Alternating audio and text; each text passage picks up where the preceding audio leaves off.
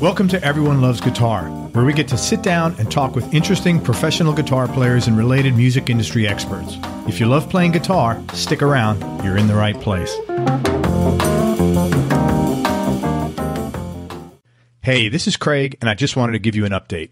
Over the last 9 months, in large part because of your listener support, we've managed to build this show into one of the top guitar and human interest podcasts online. As a result, we now have openings for a select group of businesses to advertise on and sponsor this show. And I thought you, as a listener, would be in the best position to make recommendations to business owner friends of yours who might benefit from advertising here on the Everyone Loves Guitar show. So if you know a business owner who might profit from advertising on this show, have them connect with me by going to everyonelovesguitar.com/advertising.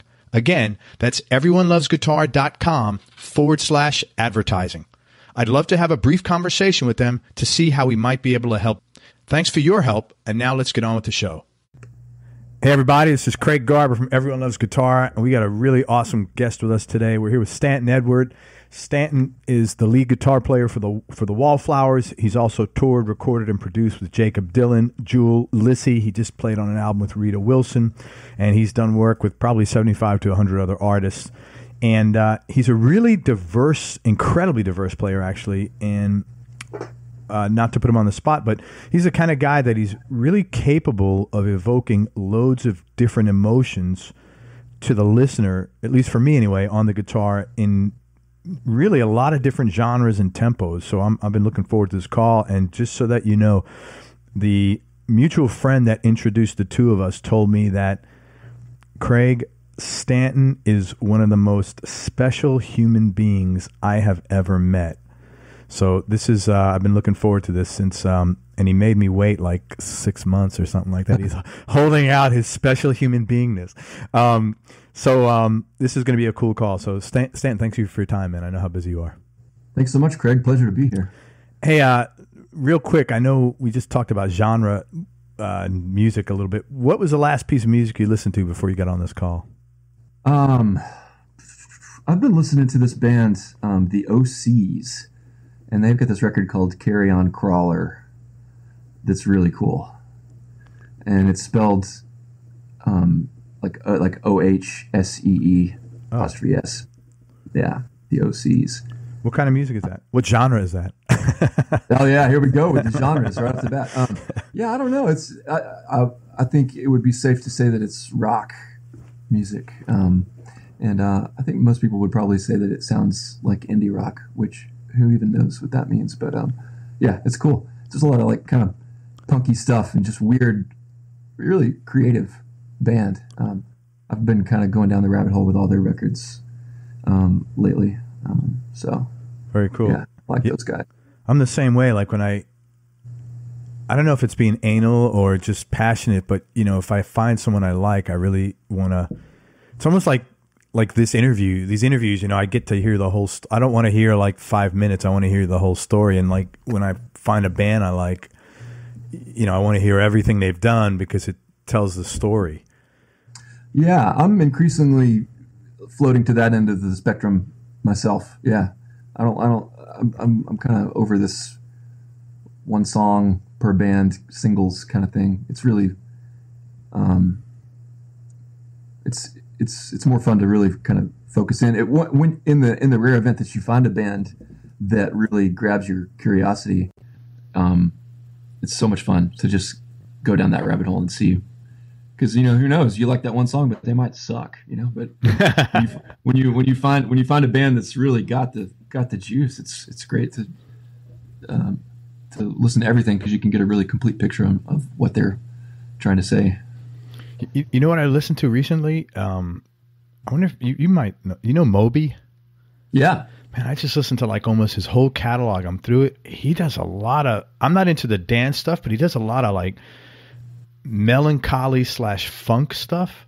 Yeah, I've listened to a good bit of Moby. I mean, I couldn't name any of the records. But I'm not that guy. Also, just state that right up front. Like I don't remember.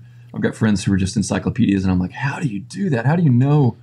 Like, oh no, that guy he filled in on the sax solo on that Stones tune because other dude had the flu that day, and it's like, how do you know this stuff? But so I'm not that guy.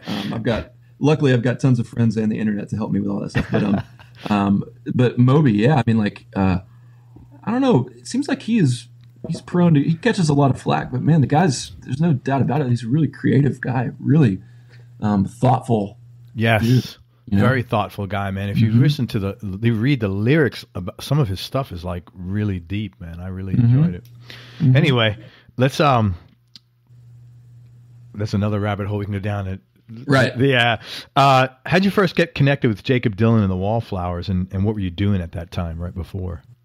So like, I guess right before that I was playing in just a bunch of different bands around town. Just playing for different rock bands mostly. How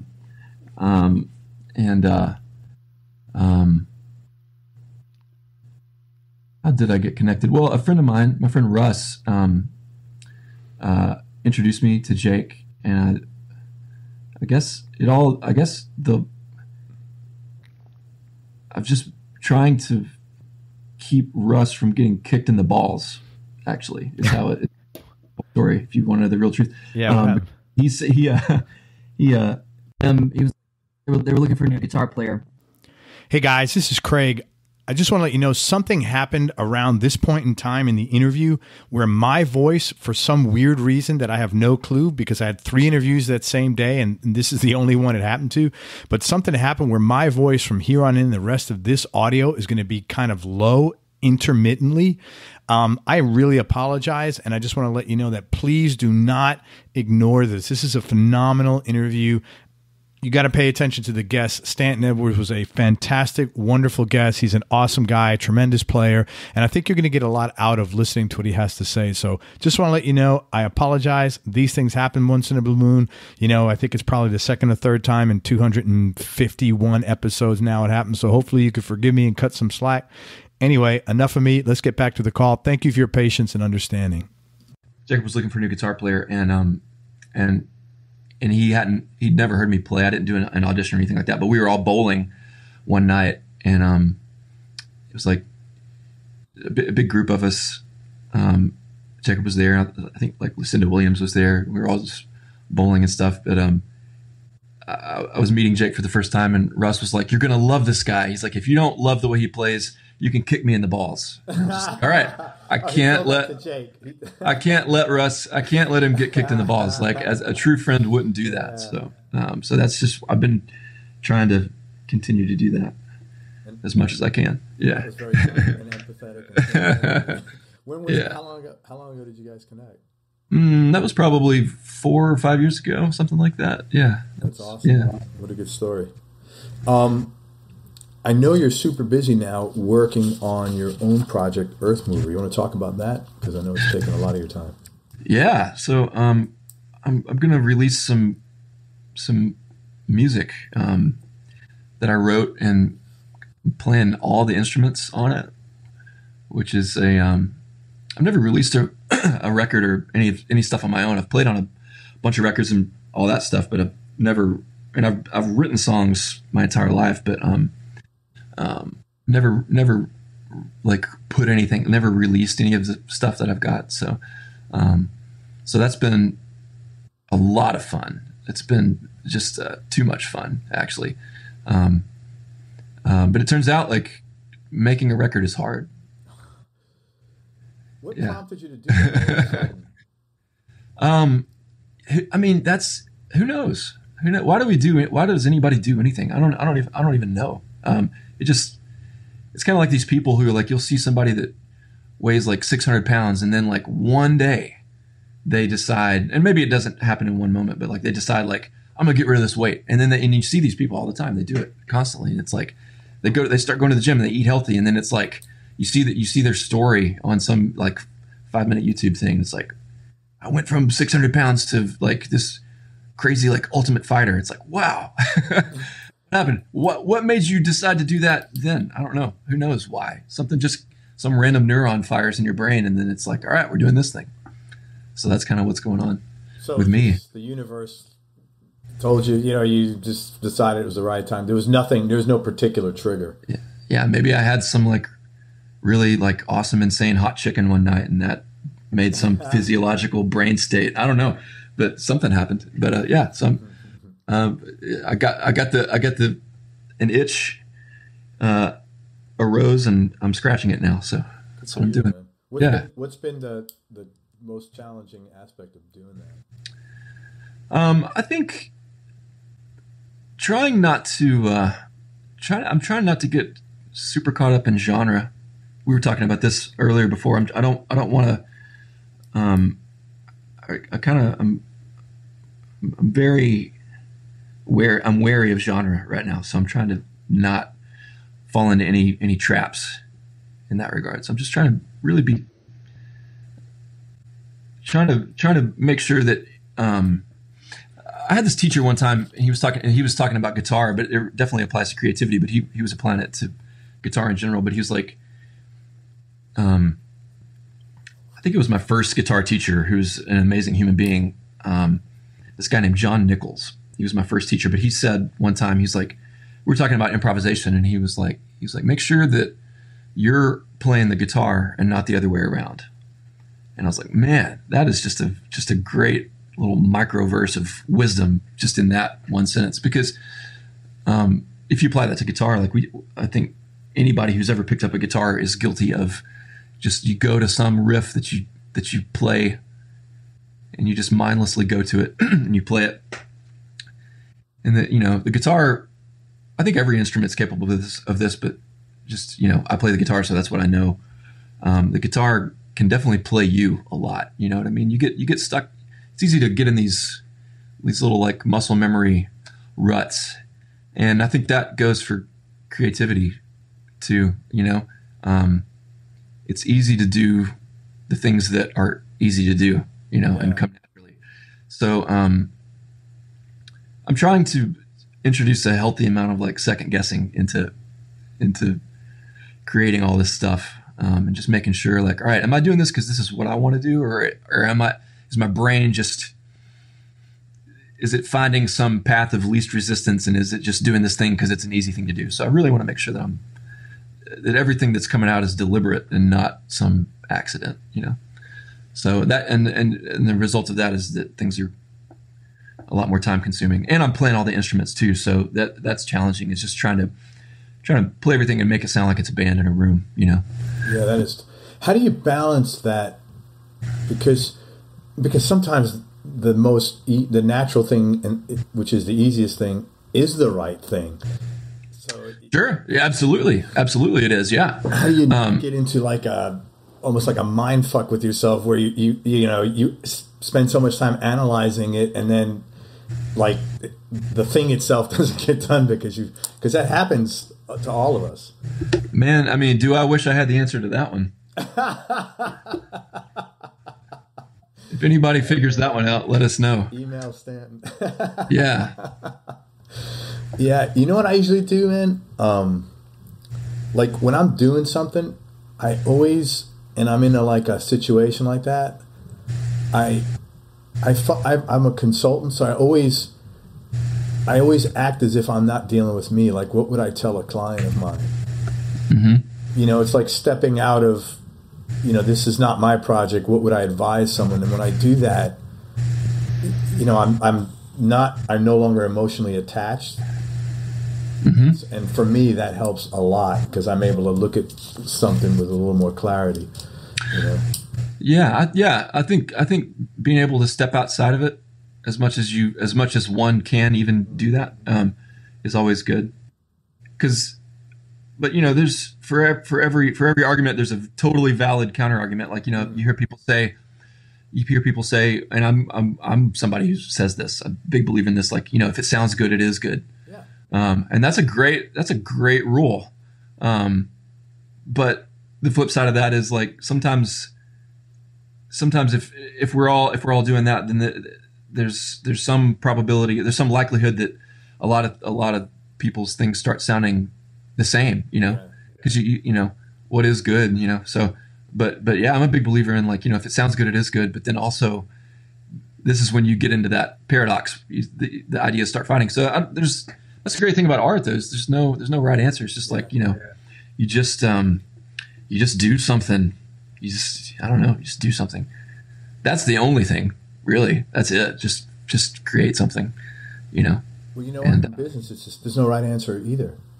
Yeah. Because there are plenty of people who got somewhere by doing something that somebody else wouldn't have suggested. I would argue that everybody who got somewhere big did that. Very much so. Yeah. There's always some degree of skepticism and doubt. Right. Yeah. Yeah. I was reading something about, I think it was Dell computers, but the guy was talking about like Dell was. I'm gonna totally screw this story up, but the gist of it was they were looking at their numbers and they were like, all right, we're selling some computers and we're doing okay, but we're not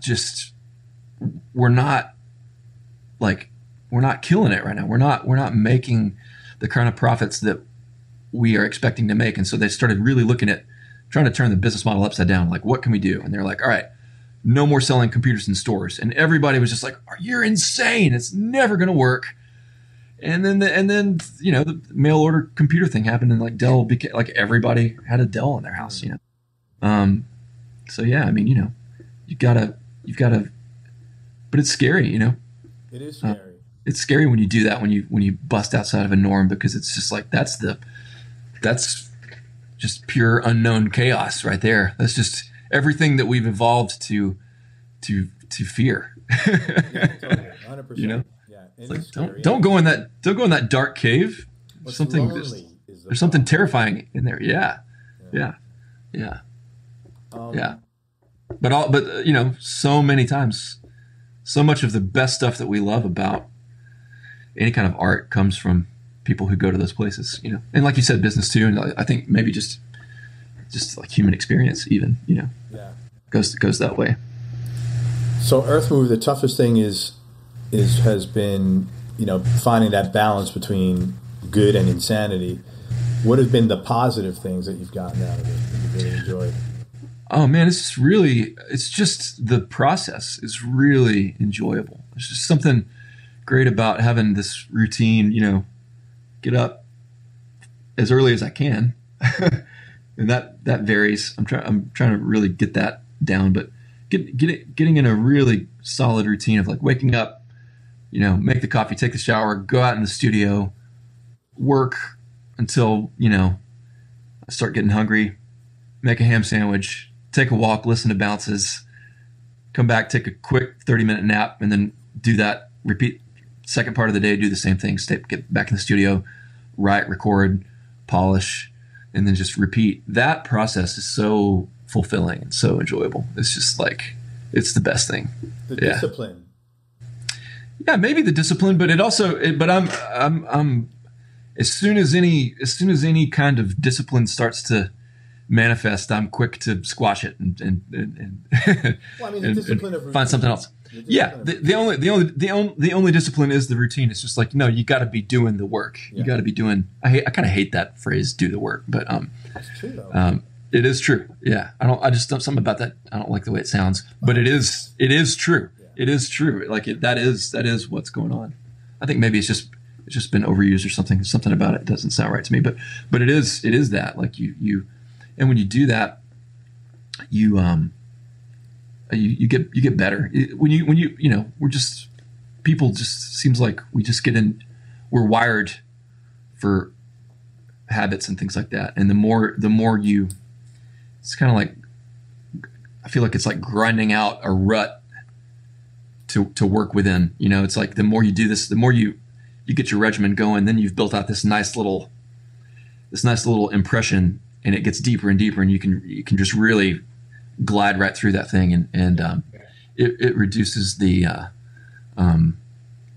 friction, you know, when you're creating things, you know. So you want to, that's something that I try to do as much as possible, is just like really create a good solid path to work in, just in terms of a routine, not in terms of anything creatively, but just in terms of just like building building some sort of machine to run these programs or something. I don't know. That sounds weird. No, I think it's totally accurate. I mean, it's lowering, when you're in a routine, it lowers resistance. Right. You know, Yeah. it's all about, because you're going to have resistance, internal, external. It's like you said about the guy or the gal that loses all the weight. You know, believe me, the first day they decide to do this is the most miserable day of their life. Yeah. You know? But, And then the misery continues for weeks. oh, yeah, absolutely. You know, but then you get to some point where it's like, oh wait, I don't feel as miserable. Like I don't feel as bad. Like it's getting better. And like in terms of creativity, it's like, oh, it's getting easier. Like, you know, like when I first started writing songs, I really struggled with lyrics, like licks and chords and melodies and harmonies and grooves and anything relating to that sort of just quote unquote musical side came really naturally to me. And I didn't ever feel like I had to fight it too much. I mean, I would certainly go through phases where things wouldn't come to me, but I generally don't have a hard time like coming up with, like if I'm in the studio working on somebody's record and they're like, oh, we need a guitar hook. It doesn't, that part of it is not too difficult for me. Like I don't have a problem coming up with like, oh, like what about this one or this one or this one, you know, coming up with a few ideas. That just seems to, for whatever reason, flow for me. But lyrics, words just did not tend to flow. But I guess like maybe a couple of years ago, I was like, all right, enough of that shit. Like I'm gonna figure out, I'm gonna solve this problem, you know, and I'm gonna practice writing lyrics just like I would practice, you know, a really hard riff on the guitar with a metronome. It's like you just get out. The only way you're gonna get that lick that you can't play is just do that boring, shitty thing where you get that metronome out, man, and it's like, you know, you get to that point where it's like, all right, I guess I'm going to have to do this. And you do it, and then you get it, you know, eventually. Sometimes it takes a long time, but, you know, so I'm definitely by no means there, but doing those kind of things, just practicing the thing that is hard makes it not hard after a while, or at least makes it easier. Was your struggle with lyrics more from a confidence end? Because I think I don't know you well, obviously, but you seem like a super deep guy who's got a lot of things going on that, you know, conceptually you wouldn't have I don't think you'd have a struggle of thoughts to air. That's part of it for sure. I mean, you know, you can definitely go down that whole whirlpool of just like, why in the hell would I want to write anything when Bob Dylan's already written all these amazing songs? Like, why? Like, what could I possibly have to add to this conversation? Like, so that's part of it, you know, which is not true at all, but that's an easy thing to think, you know, and that's, yeah, you know, and, you know, it's an argument that carries some weight, you know, but it's like this, you know, there's so many great songwriters. Why? So that's just, it's daunting. Yeah. But just right off the bat, you know, It's like, this is going to not be easy. This is going to be hard. So that's scary.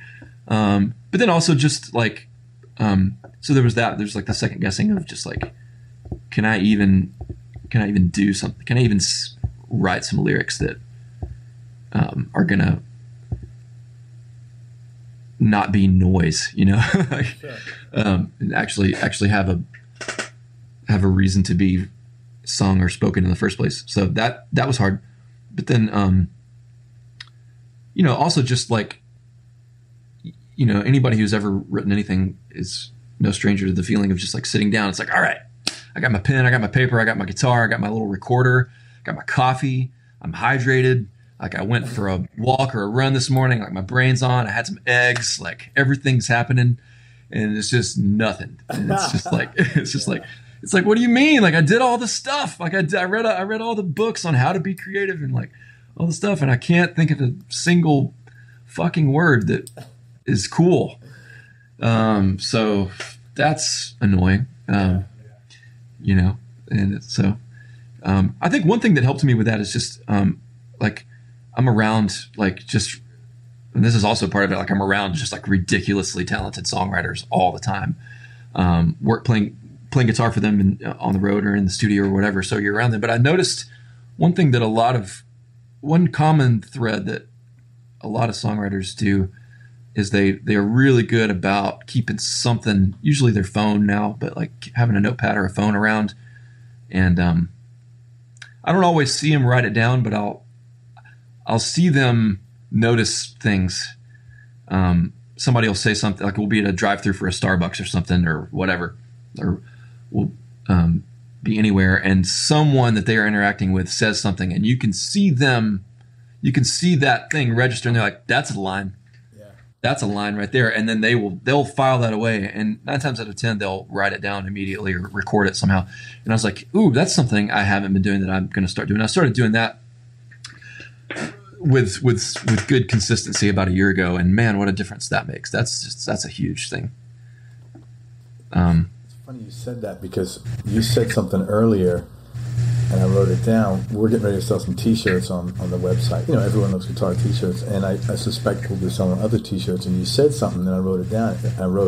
You said something about genre, and I think you said beware of genre, and I wrote that down. I said, fuck yeah, that's a good t-shirt.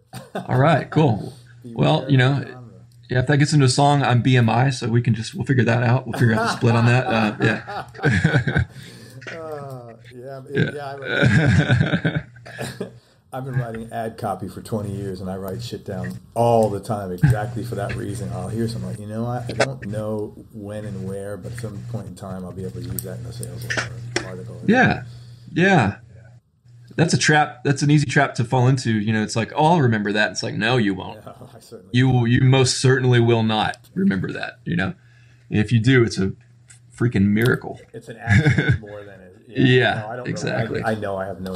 I sent myself, and I'm looking at my emails here. I sent myself an email message this morning, and I'm struggling to think what I sent an email message about. Oh yeah.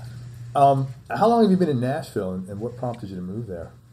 I guess I moved here in 2002. I think the summer of 2002, and I wanted to move here to play the guitar, play music, and it just seemed like the spot to be. I'm from McMinnville, Tennessee originally, so that's about 90 miles southeast of Nashville, it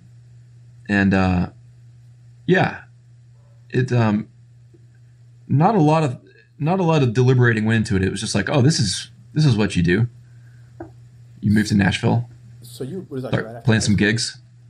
So I went to college at UT in Knoxville for 2 semesters, and I didn't go to any classes. And I hated my guitar instructor there. I'm not going to name any names, but if you're listening, you were terrible. That's right, man. I think it was that part of it was only because I'd had so many amazing guitar teachers growing up, session guitar player guys. My parents were unbelievably supportive of my music, and that's just a total miracle. You don't get to choose your parents or your geography or a lot of stuff that happens to you in life. And I just happened to win the lottery on that one, where my parents were super supportive of music, and they would drive me to guitar lessons in Nashville when I was a kid. And I took from a bunch of talented guys. I took from this guy Eric Halbig. I don't know. Yeah, you may know him. He may have been on the show for all I know. Unbelievable guitar player, one of the nicest human beings that you could ever hope to meet, and just a total fretboard wizard. I mean, just can't say enough amazing things about that guy's playing and his whole approach to guitar, and also teaching. He really could teach. Not everybody who can play can teach. Those are not skills that have to go together necessarily. Yeah, but exclusive for sure. Yeah, so I had guys like Eric teaching me, all this great, interesting stuff, and really supportive, and nurturing creativity and stuff. And then I get into this program at UT, and it was just very, very strict, and there were a lot of rules, and it was like, I remember asking I'm kind of going off on a tangent here, but I'm going to get back to your question of why. That's all good. But I remember just simple stuff, and it was I didn't mind, I never had any problems with doing hard work, getting out the metronome. All right, let's just go through these modes. Let's play these modes in all 12 keys with a metronome, and get them super clean. I had no problem doing all that stuff. I liked doing that kind of stuff. So, and that's the kind of stuff that my teacher in Knoxville had me doing. But then, and it's like, okay, I'll do that stuff, but you also got to we also have to do some fun stuff too, like mix in a little fun. Like that just seems like sort of a no-brainer. It's like you're teaching kids how to play the guitar. Like show them, keep, don't just, not all, like all work, no play kind of thing. And I remember like asking him at the end of lessons, like I do all this, very precise metronome practicing, music theory, technical stuff. And then at the end of a lesson, I'd be like, cool, like, can you show me, like, I'm not really good at like improvising over half diminished chords. Can you give me some ideas? And he would literally go like, we'll get to that. And I'm just like, oh, no. Like, I'm going to totally practice everything you told me to practice. But like, also, could you just like show me like 2 or 3 riffs? Like just give me some fuel. Give me some inspiration, like on how to, he's like, we're not to half diminished chords yet. And it's like, bro, really? Like you're just not going to tell me this thing. Like you've got like this kid who's inquisitive, who wants to know this thing, and you're going to like withhold? On like, top what of is that, which way is the cash flowing? What is the logic in that? Like, what are you doing? Like, we'll get to that later. It's like, that never made any sense to me. So that was terrible. So, as a result of that, I just, You sure you don't want to name his name, Stan? Yeah, I want to, but I'm not going to. But this may be your only platform for the rest of your life. Yeah, no, it's not. Just kidding. Yeah, but it's tempting. But so as a result of that, like, I'm definitely not trying to pin all this down to him. I was also just like totally irresponsible, and did a lot of drugs and didn't go to classes and partied way too much and joined a rock band, and we played and stayed out late and all that stuff that you do, and didn't go to any classes and just flunked out of the University of Tennessee. And then I thought, well, maybe I'll go to Belmont. Maybe I'll like that. And then went to Belmont in Nashville. It's got to be worse. And I was like, oh, I'm going to like this. This is going to be way better. And it was just the exact same thing. The teachers were better. But I was just not in a rule following, program following kind of mode or whatever. I started working at this guitar store, and I started teaching guitar lessons, and I just liked doing that. And I was just ready to start playing, and I'm pretty good at disciplining myself to learn new things anyway on my own. I think I've always been like that when it comes to music, just because I'm just so curious about it anyway. So I didn't ever have a problem like really seeking out all the hard stuff and like holding myself to a standard of like, okay, like you're not really good at improvising over these half diminished chords, bro. You should probably work on that with a metronome. So that was something that I was always pretty good at, like self-imposing on myself. So, but yeah, so I moved to Nashville to start playing in bands, and I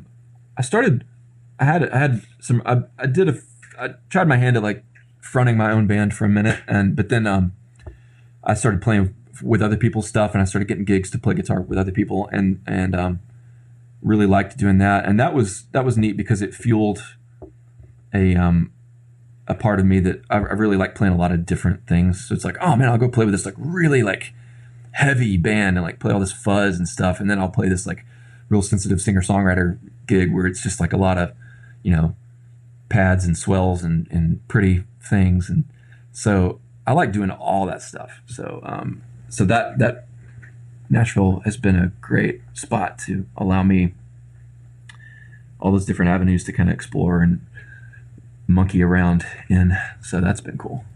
Yeah. You grew up 90 miles southeast of Tennessee? Yeah, a little town. Yeah, a little town, McMinnville, Tennessee. What was growing up there like? What was your childhood like? Well, I had a great childhood, but I grew up on a farm. My dad is a nursery man. There's more nurseries. So this is what I've always been told.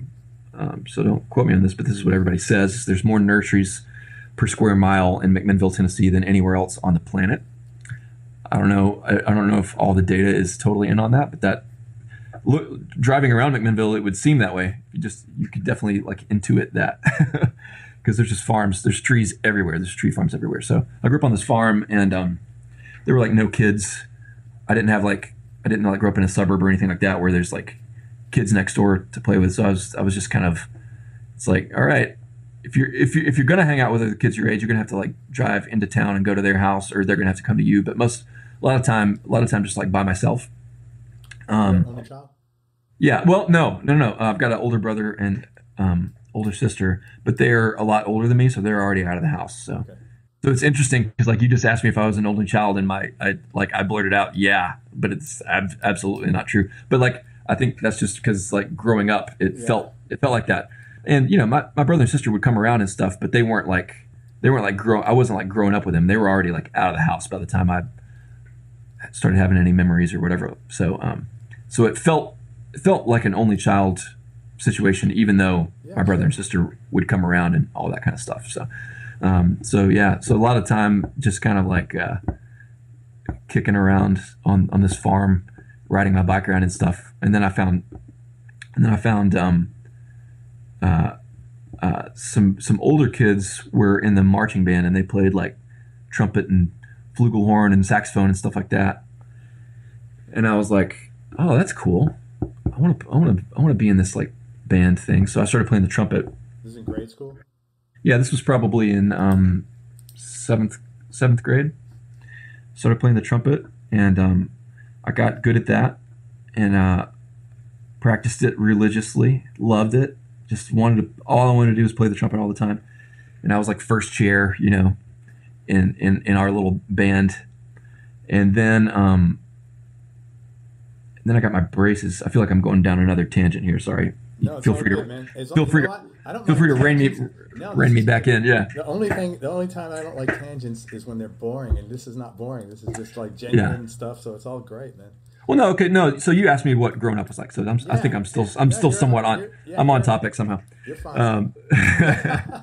Yeah, but like So I got good at the trumpet, and I was feeling pretty awesome. I was like, all right, best trumpet player around. And then I got my braces, and like anybody who's ever played a brass instrument knows, like that's a struggle.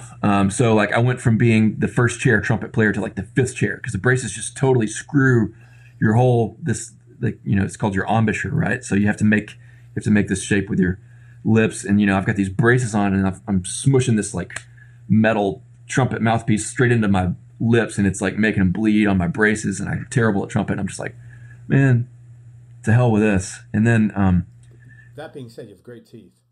Oh, thanks so much. Thanks. You're too kind. I feel bad for all the people that are listening that can't see him right now, because they're pretty. Not, I mean, honestly, pretty spectacular. His teeth may just be the picture of when we post this. They're really quite something. So then I was in seventh grade. So you're like at that age, you're like whatever you are, like 13, I guess. And you start seeing like guitars around, and then like my brother, he's like I said, he's older than me, but he's a cool dude. I've got cool siblings. My sister's also infinitely cool. But like I remember my brother came in one day, and he's like, hey man, he's like, this guy I know, he's got this drum set. You want it? And like, so like, remember, like I grew up on a farm in the middle of, just pretty isolated in the middle of Tennessee, like with no kids around, and definitely no like cable television, and we didn't have satellite. So I had like just like 3 or 4 channels, maybe 5 on a good day if the weather's nice or whatever. So no MTV, no stuff like that, and just pretty sheltered, just didn't know a lot about anything at all. And my brother comes in, he's like, you want this drum set? I'm just like, are you freaking kidding me? Yeah. Like, yeah, let's do it. And so we threw it in this barn and started messing around on this drum set. And then I found, this is like right after the whole deal with the braces. And right during the trumpet fiasco. So I was like, oh, drums are great, and you don't have to use your lips. Like, so I'll always be safe. Like if I play, unless I lose a limb, like I'm going to be able to play these drums. And so like I got really into Weezer, that Blue album, and I just basically tried my best. I learned like every song, like as close to note for note as I could on the drums. And that's a pretty good like record to get into if you're a beginning drummer, because there's not a lot of there's no like double bass craziness or anything like that. So like none of the tunes are too fast, you know. So it's all. It's like Stacy's mom or something. Is that it? No. Undone, the sweater song was big. If You Want to Destroy My Sweater, and then that song Buddy Holly, and Buddy Holly, I loved In the Garage. That was a great one. That's a masterful rock track. There's a lot of great stuff going on in there, and so I would just go out to this barn every day and practice the drums. So my brother got me into that, and I was like, man, this is cool, and this is like way cooler than trumpet. Wow. And I think I did a buddy of mine, this kid, he played guitar, and I told him that I was playing the drums, and there's a talent show coming up, and he was like, you want to play this, like, I forget what, some Nirvana song. And I can't, it was probably Smells Like Teen Spirit.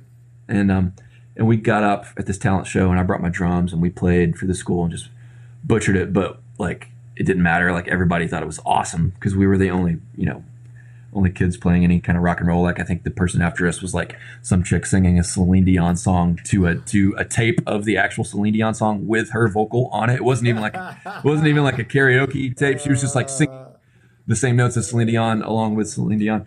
So that was cool. So I remember like walking back to class after that, and I had like my drumsticks in my back pocket, you know, and like I was a complete dork. Like, nobody wanted anything to do with me until I played the drums, man. And I walked back into like geography class. I had those drumsticks in my back pocket, and everybody was like, Stan, that was awesome. And I was just like, this is the shit. Like, this is it. I've arrived. I found it. Yeah, and like girls were talking to me and stuff. And I was just like, this is where it's at. I found my thing. And then I think shortly after that, I went over to my brother's house to hang out one day. And, I'll back up like years before, he had gotten me this acoustic guitar. And this was before I played drums or anything. And because my brother plays guitar a little bit, you know, he plays like, he knows a few riffs and some chords, basic stuff, you know. And I would always see him just every now and then he would play acoustic guitar, but I'd never cared about that at all. But I remember like one year, I think I was probably 8 when he first got me an acoustic guitar. He got me this acoustic guitar, and I was just like, did not care about this thing at all. It was just a total little shit. I was just like, what is this thing, man? I don't what's this acoustic guitar? And it didn't even register to me like the possibilities at all. Like, I just did not care about this thing.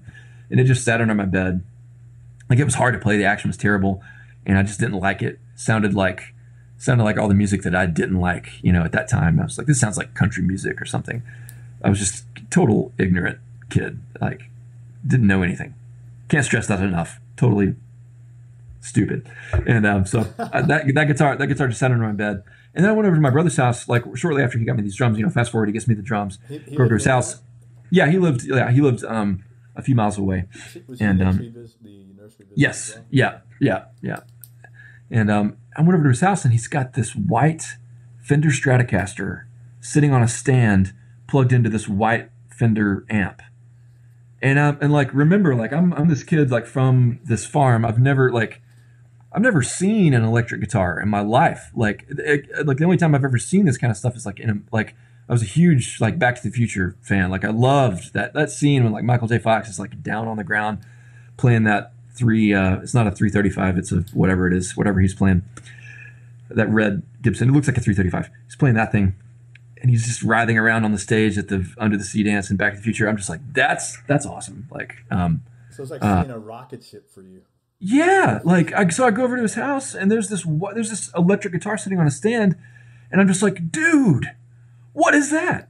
And he's like, what do you mean? And he's like, that's my electric guitar. I'm like, you have an electric guitar?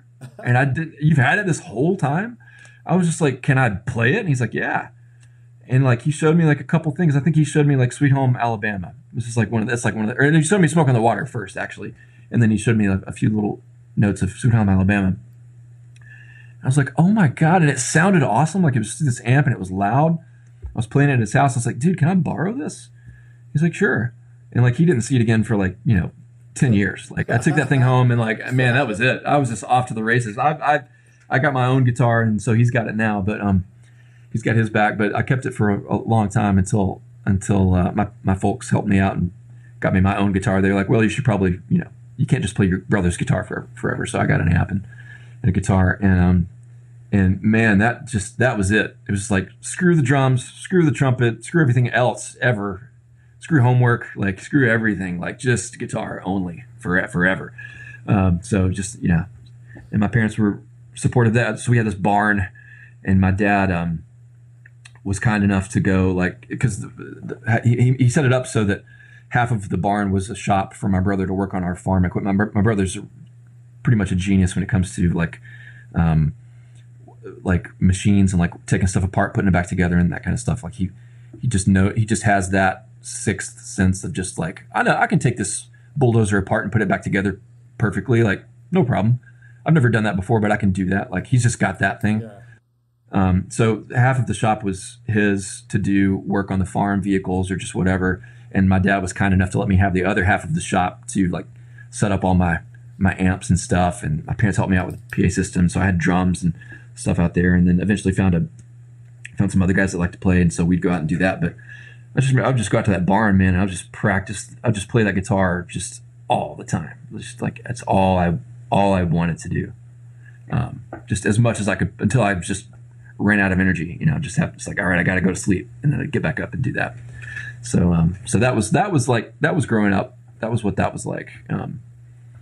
So it was a pretty cool. Once I got a hold of a guitar, it was like, it was on. Do you still feel the same way when you pick up a guitar? I kind of do, yeah. I don't think that ever went away. It's just so infinite, man. It's just this thing that can just make all these sounds. Yeah. No, I know how you feel. I mean, that's what it is. It's just this thing that can make all these sounds. It's great. Let's talk about guitars. It's a good segue. I'll talk about some gear. What is like your go-to guitar right now, and maybe what other two guitars might round out your top three? Yeah, I mean, I'm having a hard time finding any guitar that is engineered better than a Fender Telecaster. I think that. Whoa, that's a pretty. We might have reached the pinnacle of like perfect form and function with that guitar, as far as I'm concerned. Why do you say that? Just the controls are perfect. It's just so versatile. You can just, I mean, you can do any gig on it. You can do any electric guitar gig with a Telecaster. I mean, really. And you can do anything. That way with a Strat or with a Les Paul or with a. I love Strats. An SG. I love Les Pauls. I love SGs. I love every guitar. But I just think, for me, like, the Telecaster, to me, it's this thing where when you pick it up, it doesn't even feel like a guitar anymore. It's just you're just creating stuff. Like other guitars, it's like, okay, I'm playing this thing. Like Telecaster's just like, it just sort of goes invisible when I pick one up. It doesn't feel like I'm playing anything. It's like, okay, now I'm running this piece of software where I'm doing this thing where I'm playing music now. It just feels like this kind of like, it's like it's not even there. All Telecasters or just like the ones you... Oh, no. There's some terrible Telecasters out there that you can't get anything out of, but yeah, a good one, for sure. Yeah. What's your go-to Tele? I've got this Telecaster. This guy, Chad Underwood, made it. I think he's based somewhere in Kentucky. I didn't get it from him. I got it from my buddy Greg, who has a great shop in town called XTS. And I got it from my buddy Greg. And he buys and sells guitars all the time. He just has that bug. He's constantly buying stuff, swapping it out, trying new stuff. He's just constantly going through gear. And he was selling this Tele, and it was great. And it's sort of like it's like a copy of a Blackguard, 52. Yeah. And it just plays perfect, and you don't think about it, and you know what I mean? Like you go to do some volume swells, and the volume knob is right there by your pinky, and you switch the pickups, and it just flicks perfectly. You don't have to look at it. You don't have to think about it. It's just like an extension. So That's Is that it right there? The first one. where is that thing? Yeah, that's it. Yeah, Cool. yeah, that's the one. And what would be your number 2 and number 3? I love this. I've got. I think you can probably see it too. Actually, these always stay out because they're like the main ones I rotate through. I've got this 62, I think, Epiphone Granada. Don't quote me on the years. This goes back to how I'm not that guy. I don't know the years, and I'm lucky to even know like what. I'm lucky to know that anything's going on at all, actually. But but yeah. So that's a 60s. We'll just say 60s Epiphone Granada. And yeah, it's a hollow body, and I think those were like a student kind of. They were marketed towards like students back in the day. It was not a quote unquote nice guitar, but I love that guitar. It's great. It's just got a one single coil kind of up right up close to the neck, and I keep flat wounds on it, and it's just a great. It just has all these great tones in it, and it plays great. So I love that thing. I've talked to so many players who have told me the older Epiphones are just amazing. Yeah. I mean, amazing guitars. There's definitely bad ones. I don't know if I've ever played one though. I think every older Epiphone I've picked up has just had some kind of magic happening with it. You know, I'm sure that there's bad ones somewhere, but I just haven't found them yet. Sure. They've all got a thing. They all sound cool. And Yeah. What would be number 3? I think I've got this like. There's nothing special about it. It's just like this '90s. I think it's like a '95 Gibson 335. I love that. It plays great, and it's also I don't think about it too much. I can fiddle with all the controls, and it I don't get distracted by it, and it plays, and you go for riffs or you go for things on it, and I don't have to fight it too much. So that's cool. I like that guitar. It feeds back great. It knows it has like that sixth sense of like, oh, do you need a well, we're in A, so would you like a C sharp right now, like to maybe make this sound great? It's like, oh, thanks. It just knows. It just offers up the perfect, you have a vibe the perfect feedback for the situation. And it doesn't mean it's always the right note. Sometimes it's a really wrong note, and it's like perfect. And it's like you're playing some like crazy punk song, and it's like, oh, you're in E. Like, let me give you an E flat. It's like, great, thank you. It's like, yeah. So there's that. Yeah, I like that guitar. Ever sell a guitar you wish you can get back? No. I don't sell a whole lot of stuff. I hang on to stuff a lot. You're pretty utilitarian about your guitars. I guess so. Yeah, I think I tend to I hang on to stuff because I'm afraid of. It's like, oh, I might need that. I think of the few things that I have sold. I don't think I've ever done this with a guitar, it's not very many things, like pedals and things like that or amps.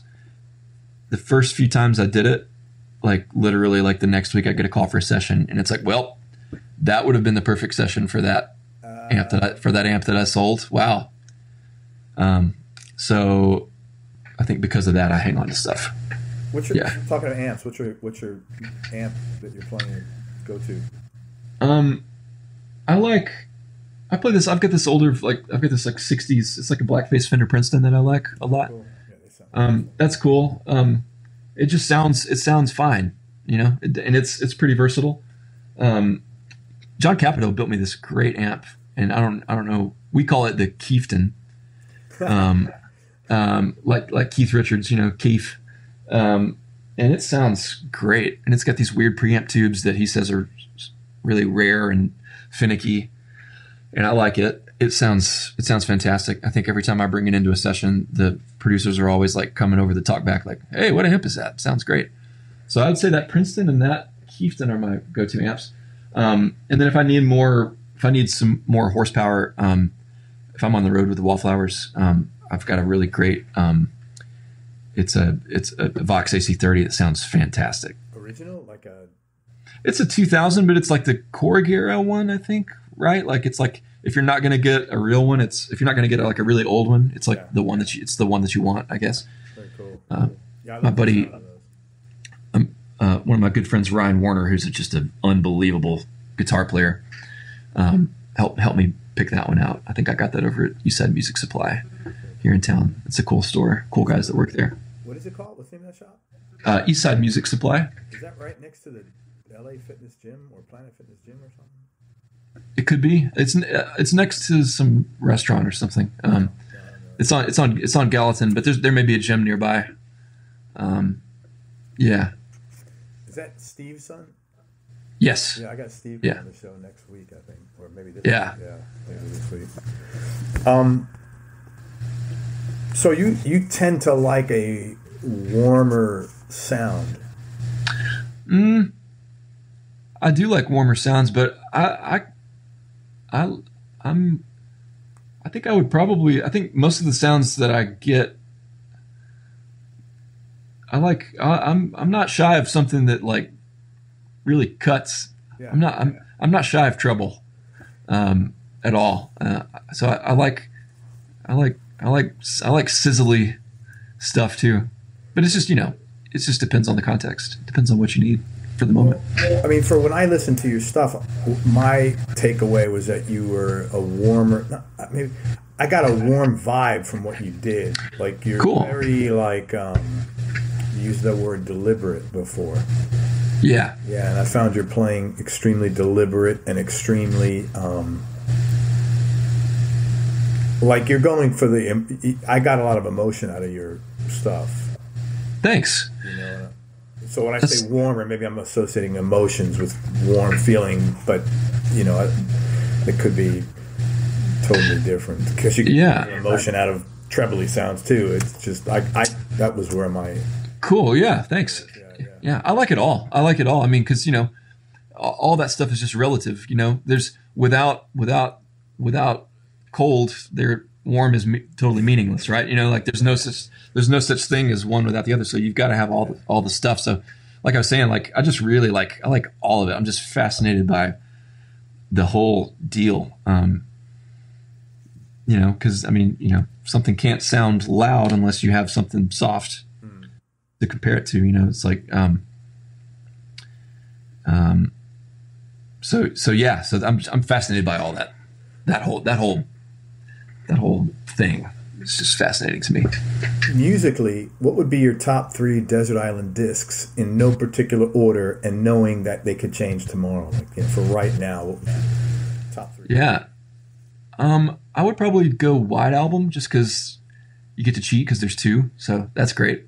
So you get more because if we're talking about a Desert Island forever, that's a long time. So I'm going to try to box set on this show if you want. Oh, wow. Okay. Well, I don't know my box sets, but let's just go ahead and just say whatever Beatles box set gets me the most amount of Beatles tunes. Let's do that. Whatever that one is, let's definitely throw that in. And I don't know. I mean, this changes for me all the time. I like I really love this record by this Canadian guy, Chad Van Galen. He's got a record called Shrink Dust that is just beautiful. And then name Shrink Dust. Shrink Dust, yeah. Wow, it's a cool record. It's a very cool record. What kind of genre? Yeah, right. Let's. It's rock. It's rock stuff, but it's got a good variety. So if I'm thinking Desert Island stuff, I'm definitely gonna want as much variety as I could get. And then even though all 3 of these records are probably going to be rock records, so I'm just contradicting myself right off the bat there. But I think maybe for the 3rd, I might do something like either. See, this is cheating, but I would do either like "Time Out of Mind" by Bob Dylan, or I would do maybe "Surfer Rosa" by the Pixies. That's a pretty big. Sorry, by Pixies, not the Pixies. Yeah, Pixies. That's a big contrast. Yeah. Very cool.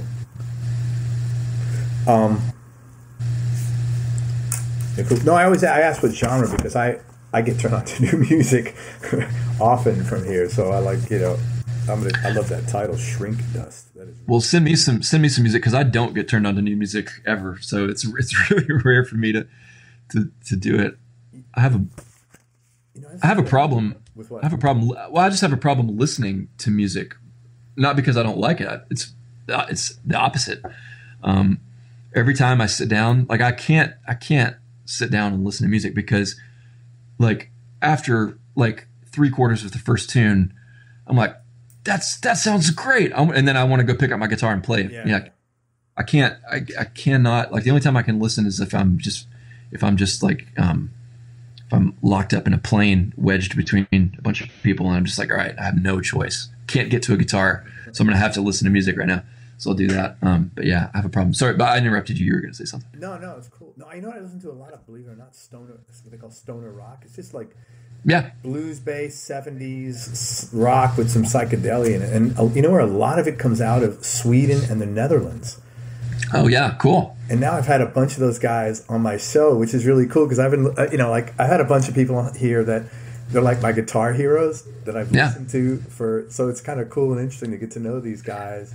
I love that stuff. I'm actually I have a side project right now that's right up that alley. It's like funeral doom stoner stuff. Yeah, absolutely. Yeah, I love that stuff. What are the influences there?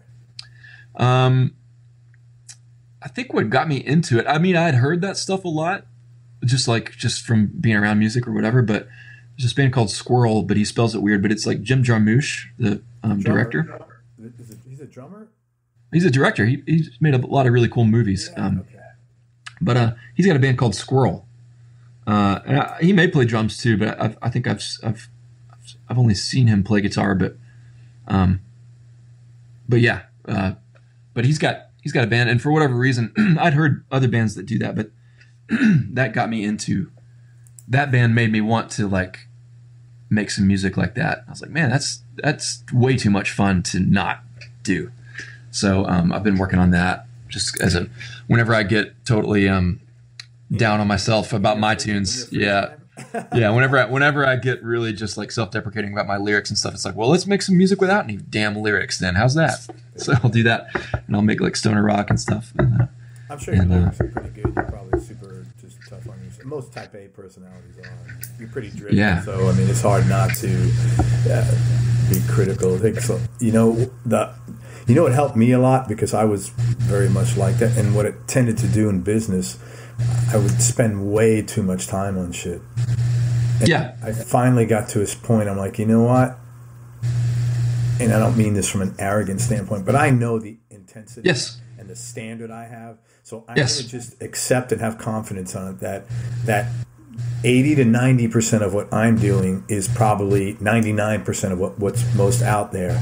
Yep. I'm just going to say done is better than perfect. And this way, because you get to a point in time, and I did anyway when I got older, it's like, I need a fucking life, and I want to be happy, and I'm not happy conducting myself this other way, because the bar, it's like never attainable. And I'm in control here. What am I doing? And that's you're I couldn't agree more. Because it's like, time is finite resource. I mean, arguably, it's the most important. I mean, I can't think of a more important resource. It's like really the only resource that you have, until we get some sort of AI where we can live forever. And by the way, I'd sign me up for that. I'll take it. So you have to. Most people get to a point. It's like, all right, what's more important, like having this thing perfect, or like actually having some sort of a body of work? Yeah. Like you gotta put stuff out. So that's, at some point you just have to go, this is done. Done is better than perfect. Here it goes. And I've been so happy since I adopted that mantra. And it was scary at first. Oh yeah. But now I'm like, nope. And I'm getting so much more done. And now I've like hired some people to help me. And it's like, like a 1,000,000-pound weight lifted off my shoulders. Honestly, it feels so good. Like I'm not doing stuff I don't want to do. And that's the zone. You found it. I mean, that's it. For now. Yeah. Until the next zone. Which is a good segue to the next question, actually, which is, what do you like most about yourself? Tough question. Yeah, it is tough. I don't know. I think that I am high in, like, to use a like psychological term, I think I'm high in openness. That's like one of those traits. Like when you take all these weird tests, most of them are totally bullshit, but there are some actually really great ones. But openness is one characteristic that they use, and so I think I know that I'm high in that. Like I have no problem questioning everything, even stuff that I feel like I know is like, no, this is like hardcore bedrock objective truth. It's like, well, let's just question that anyway. Like, what? It's not going to hurt anybody. It's not going to hurt anything. Sure. It's only like if you come at it from the right angle, it's like if that thing that you believe is really true, then you're going to find that out when you inspect it really hard, you know? So I think I'm just curious and open. So. Flip side, if you could change one thing about yourself, what would it be? I think it might tie into that somehow, but like just learning. I think really the first thing that comes to mind, maybe it's just because we just talked about it, but it is something like just knowing when to say, all right, that's good, that's done. You know, this is what it is. You know, it's like this is like if you're doing a guitar take or something, if you're doing a solo, it's like, that's the take I'm going to use. Like that's the one. There are an infinite number of other ones that could have existed, but that's the one that's going to exist. And that's the one I'm going to allow out of my little protective nest. It's like, go fly away, you beautiful little solo. Yeah. So I like that. Go fly away, beautiful little solo. I'm writing that one down too. Yeah. That's going to be the, I always have like a quote when I post these, like a curiosity provoking quote. And that's going to be, go fly away, beautiful little solo. I love that. Yeah. That's awesome, man. Thank you for that. Do you have a non-musical superpower? I think I'm pretty good with computers and like just techie stuff, and I'm fascinated by that stuff. And I think that just goes back to curiosity. Like I love knowing, like I love just like shedding layers of complexity to find more layers of complexity in anything. So just like learning how stuff works and but yeah, so computers are fun. I recently built this plugin for Ableton, which is you probably know about it. It's a DAW music recording software. And I wrote it. Yes, one of those things, and I wrote this plugin for that. And it's fun. It's like a looping software. I wanted to. I hate. Yeah, it's a plugin that you can run in Ableton. You can actually download it on my website. It's free, and it's not perfect yet. There's still some bugs, so I'm trying to find other developers that can help me clean that thing up. Otherwise, it's going to take forever, and it won't get done. But it's done enough to work. But I wouldn't trust it in a live situation. But it's great. Yeah. But I like that I'm good with techie stuff, like abstract things. What would you say the best thing that ever happened to you is?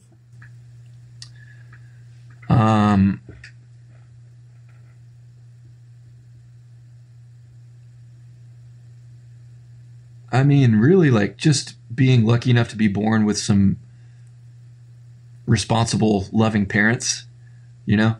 That's the kind of thing you just can't, nobody can take any credit for that. Like I had nothing to do with that. There's so many things that just amount to, like in everybody's life, that just amount to like just sheer stupid fucking dumb luck. It's like, you just can't control something like that. So like, yeah, my parents are amazing. That's definitely, I think that's the best thing, because that, you know, without something like that, like it would be a totally different set of conditions, and who knows what would have been like. Could have been great. Could have been not so great. So when did you feel that way? Like how, definitely, because like, I have kids. My kids are younger than you, but not much younger than you. And like my older son now, he's 28, and in the last year or two, he's like, he thanks me for things, and he's like, I always hated when I was young that you were always right. It used to piss me off, but I'm, grateful now. So I was just curious, when that's a really nice thing for you to say, and I'm sure your folks, when they listen to this, they'll be like, wow, that's really cool. When did you get there?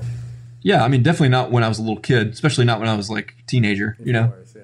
You're not wired for that kind of thing. No. You're not really like loving and hanging out with and appreciating your parents is not wired in at that part of your brain stage cycle. So no, but yeah, definitely. I like and more all the time. So it just compounds.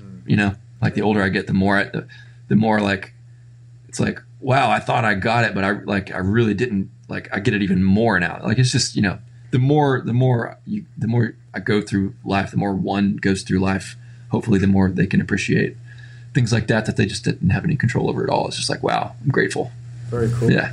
What's interesting is I would have to say, this is my guess, because I think a lot of people say this, that they had great parents and great family that I interview, and it may not be true, because it's not statistics.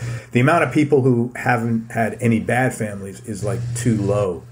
Mm-hmm. And that's fine. People just don't want to talk about that. I totally get it. But I would say, in reality, musician-wise, if I had to throw a number, 75% of professional musicians probably have had supportive parents. So obviously that has a significant factor to do with that. So that's really cool. That seems like a pretty solid number. Yeah, I think so. Yeah. Yeah, we need to get that number as high as possible. Just in general, just worldwide.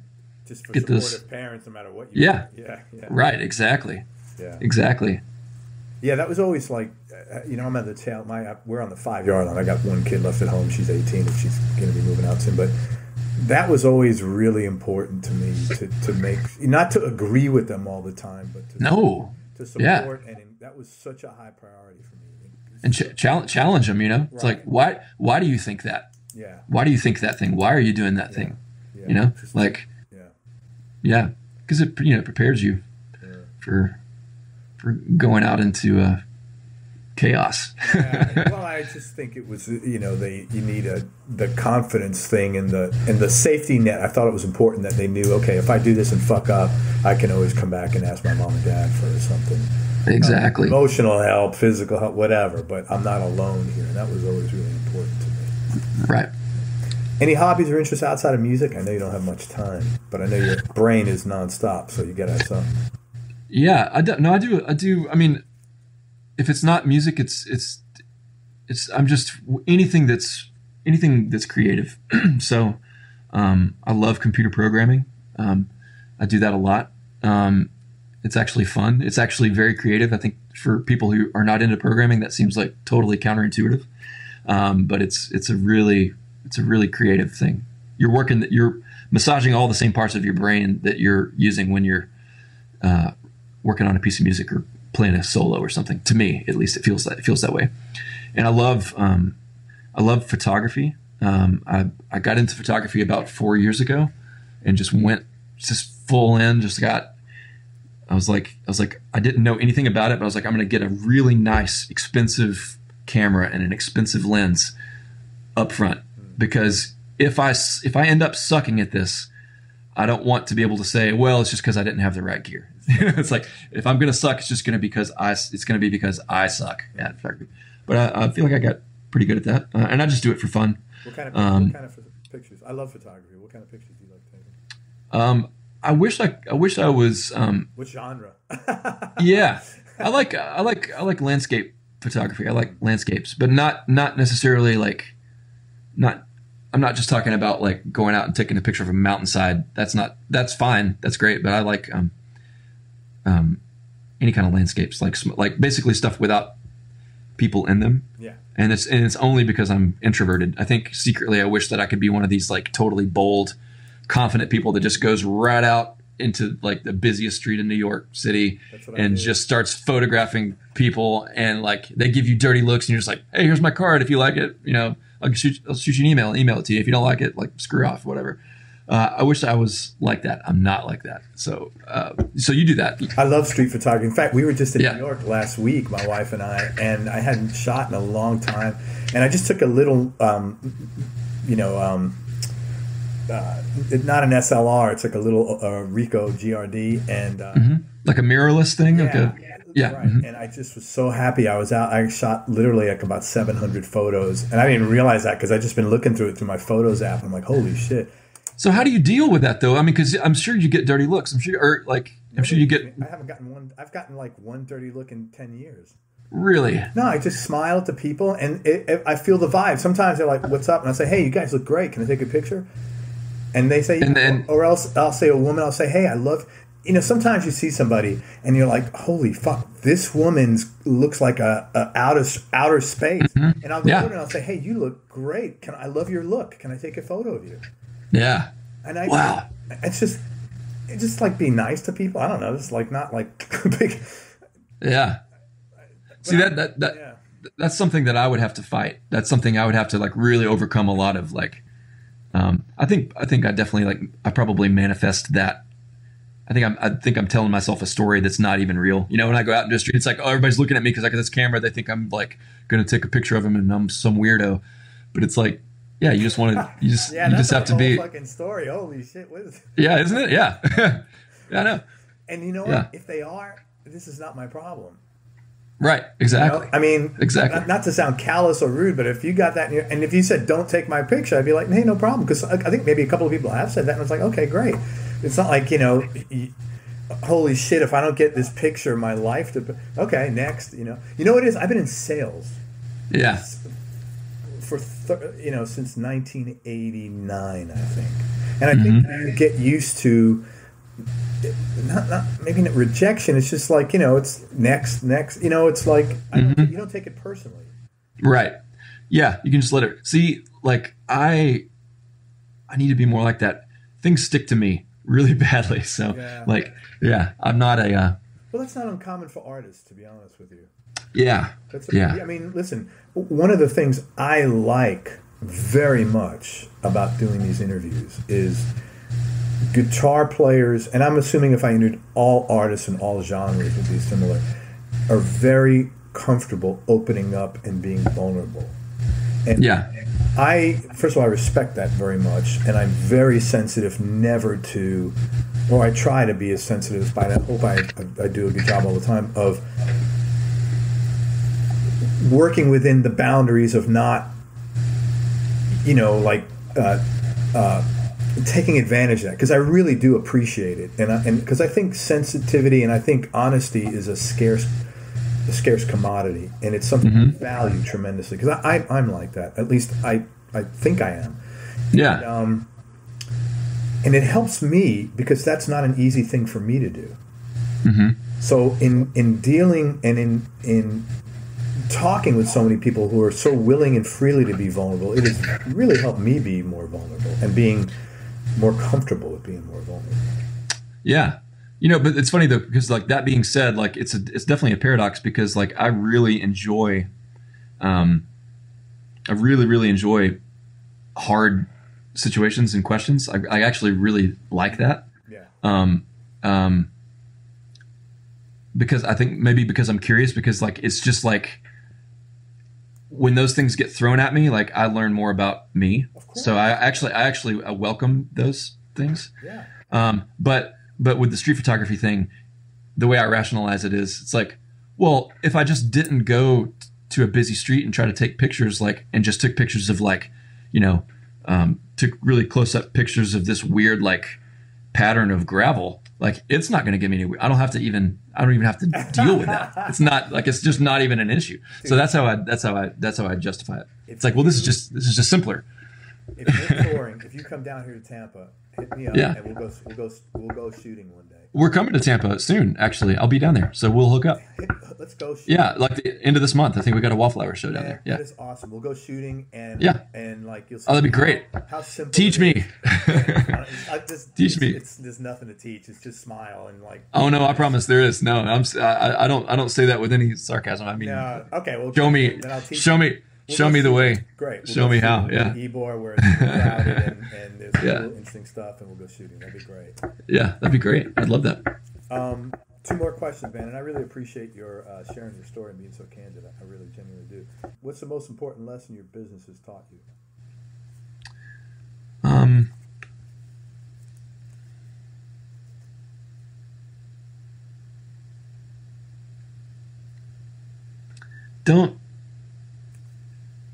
Don't get too caught up in comparing yourself to other people. Man, ain't that a great lesson?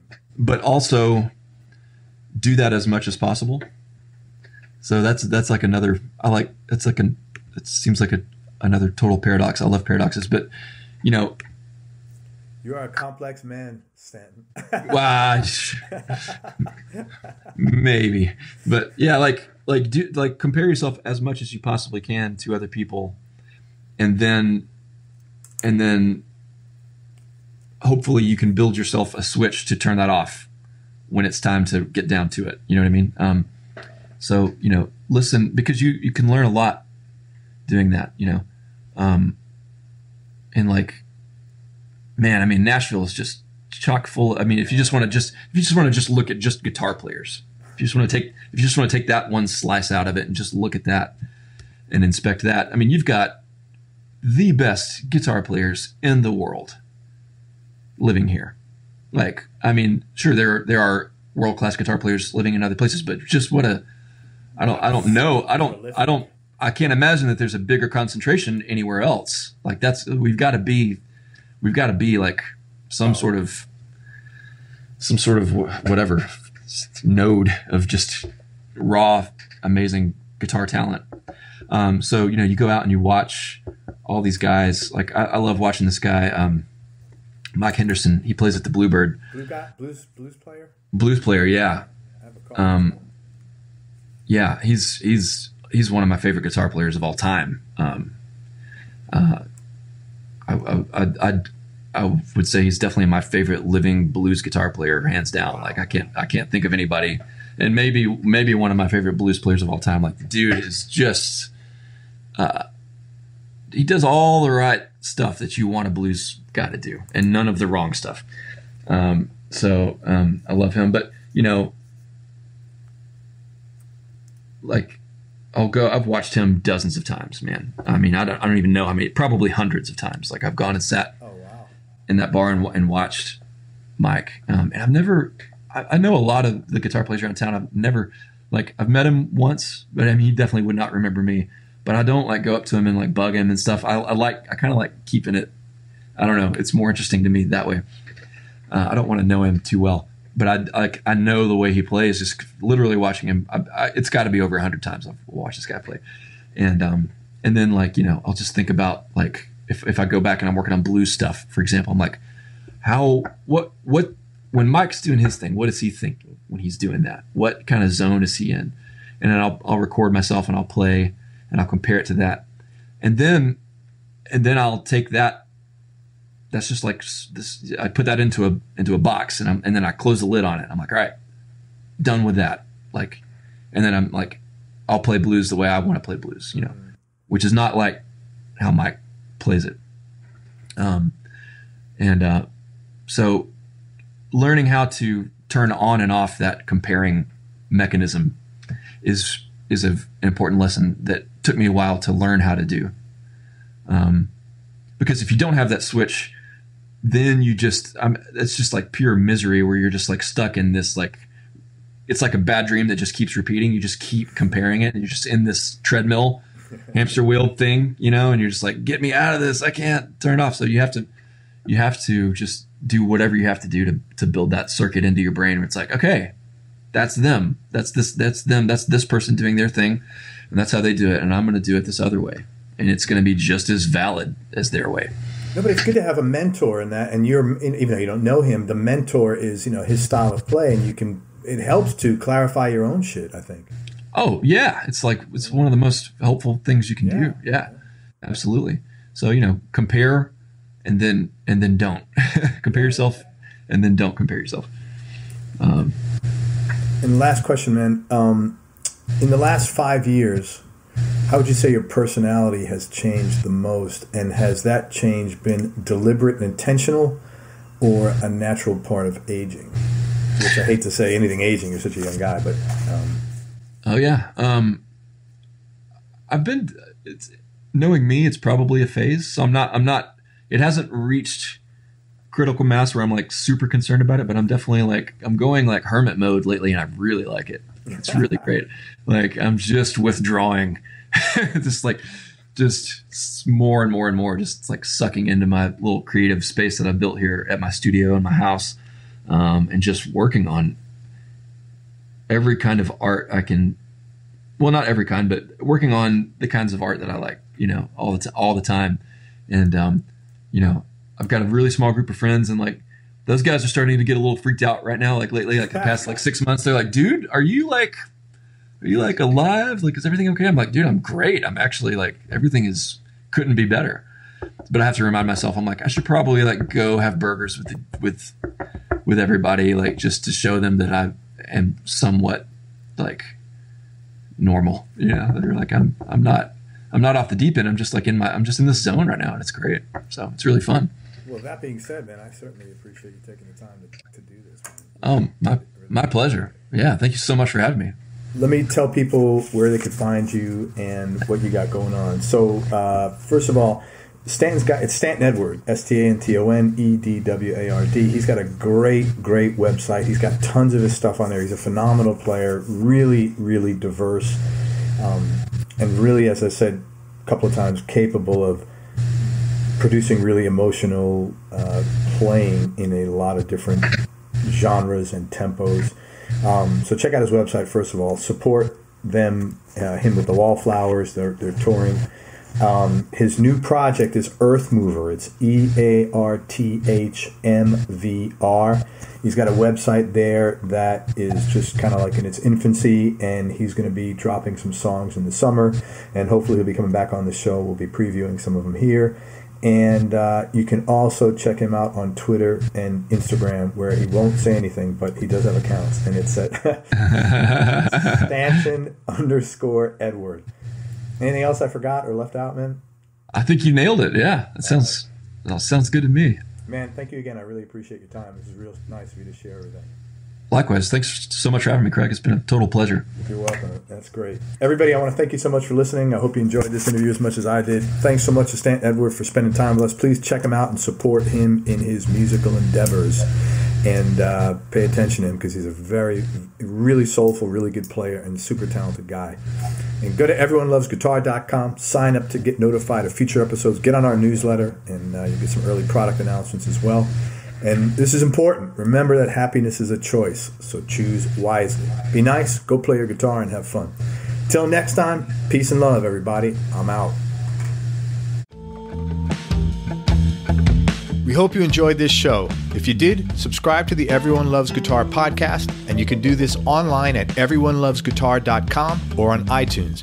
And if you like the show, please leave us a 5-star positive review. The more 5-star reviews we get, the higher our show ranks, and higher rankings mean we get to continue speaking with cool, interesting guests on our show. We'll see you on the next episode, and until then, keep playing your guitar and have fun making music.